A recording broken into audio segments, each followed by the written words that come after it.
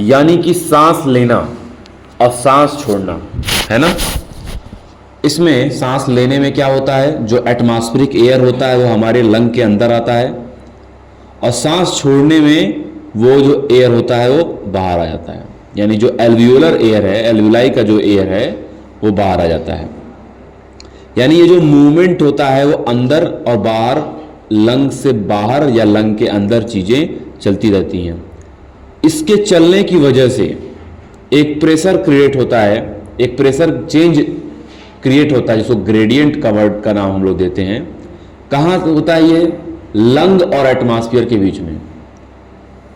Lung का pressure कितना है और एटमॉस्फेयर का प्रेशर कितना है, ये डिपेंड इस बात पे करता है।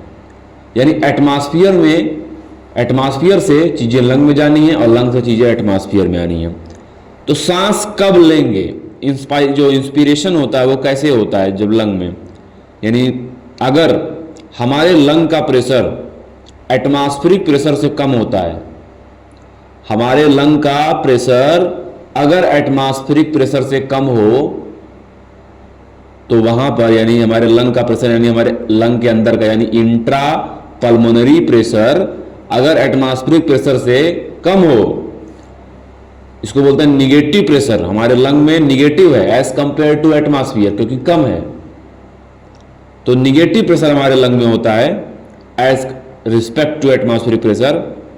और एक्सपायरेशन के लिए क्या होता है, एक्सपायरेशन प्रेशर में हमारे लंग में प्रेशर ज़्यादा होता है, यानी इंट्रा पल्मोनरी प्रेशर जो होता है वो ज़्यादा होता है एटमॉस्फेरिक प्रेशर से, यानी कि वो पॉजिटिव प्रेशर होता है। कम होगा तो निगेटिव, तब वो इंस्पायरेशन होगा, और ज़्यादा होगा तो पॉजिटिव, यानी कि वो एक्सपायरेशन होगा।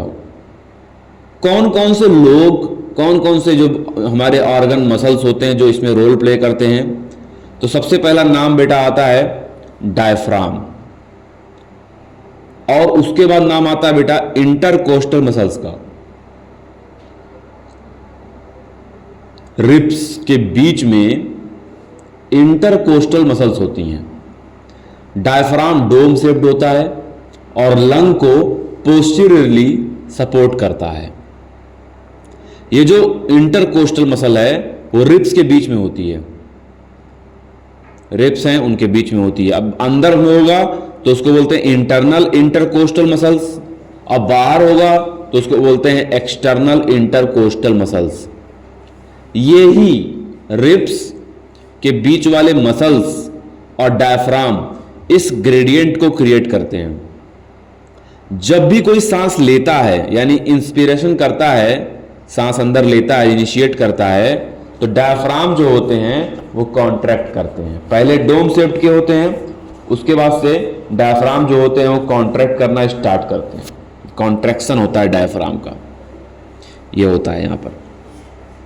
और जब डायफ्राम कॉन्ट्रैक्ट करते हैं, जो हमारे लंग का जो अंदर का जो वॉल्यूम होता है, जो उसको हम लोग थोरैसिक चैम्बर बोलते हैं, लंग का और डायफ्राम से लेकर पूरा थोरैक्स रीजन का जो वॉल्यूम होता है वो इंक्रीज करता है। ऊपर भी इंक्रीज करता है, नीचे साइड भी इंक्रीज करता है डायफ्राम की वजह से, डायफ्राम के कॉन्ट्रैक्ट करने की वजह से। इसको बोलते हैं एंटीरियो पोस्टीरियर एक्सिस में चेंज होना। और जो इंटरकोस्टल मसल्स होती हैं रिब्स के बीच में, वो सामने की तरफ लिफ्ट अप हो जाती हैं, आगे की तरफ। यानी तुम्हारे जो एक्सटर्नल इंटरकोस्टल मसल्स हैं, इनका जब कॉन्ट्रैक्शन होता है तो ये लिफ्ट अप हो जाती हैं। रिब्स जो होते हैं लिफ्ट अप हो जाते हैं, स्टेर्नम जो होते हैं वो लिफ्ट अप हो जाते हैं। तो इससे भी वॉल्यूम जो होता है वो थोरैसिक चैम्बर का बढ़ता है। और इसके बढ़ने का डायरेक्शन क्या होता है, आगे और पीछे दोनों, यानी डॉर्सल भी और वेंट्रल भी। किसकी वजह से? एक्सटर्नल इंटरकोस्टल मसल्स की वजह से। तो इसको बोलते हैं डॉर्सो वेंट्रली बढ़ जाना। अगर थोरैसिक वॉल्यूम बढ़ रहा है तो याद रखिएगा, थोरैसिक वॉल्यूम बढ़ रहा है यानी पल्मोनरी वॉल्यूम बढ़ रहा है, और जब पल्मोनरी वॉल्यूम बढ़ेगा तो प्रेशर जो हो जाएगा वो घट जाएगा, क्योंकि volume is inversely proportional to pressure. और वॉल्यूम अगर जो है यहाँ पर आपको देखने को मिलेगा बढ़ता हुआ, तो प्रेशर दिखेगा घटता हुआ, है ना। तो एटमॉस्फेरिक प्रेशर से यहाँ लेस देन प्रेशर क्रिएट हो जाता है, जिससे सांस जो है वो आउटसाइड टू इनसाइड जो है जाने लगती है, इसको बोलते हैं इंस्पायरेशन।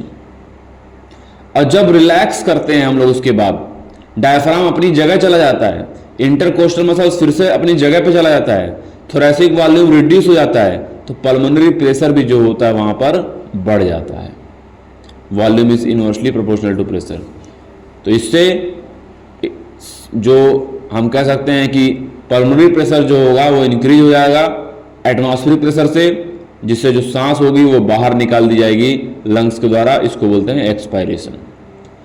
इसके अलावा बेटा हम लोगों के पास ये एबिलिटी होती है कि हम लोग ये जो सांस लेना है इंस्पायरेशन और एक्सपायरेशन को, कि मतलब जो इसकी स्ट्रेंथ है, इस स्ट्रेंथ को इंक्रीज या डिक्रीज हम लोग कर सकते हैं अपने एब्डोमिनल मसल से कर सकते हैं। हम लोग एब्डोमिनल मसल्स के मौजूदगी में, एब्डोमिनल मसल्स के होने से हम लोग ये काम कर सकते हैं कि हम लोग इसके स्ट्रेंथ को बढ़ा या घटा सकते हैं। आप कभी भी इस बात को फील कर सकते हो, अपने एब्डोमिनल मसल का इस्तेमाल करके आप देख लो, सांस को रोक सकते हो, स्ट्रेंथ को इंक्रीज कर सकते हो और डिक्रीज कर सकते हो।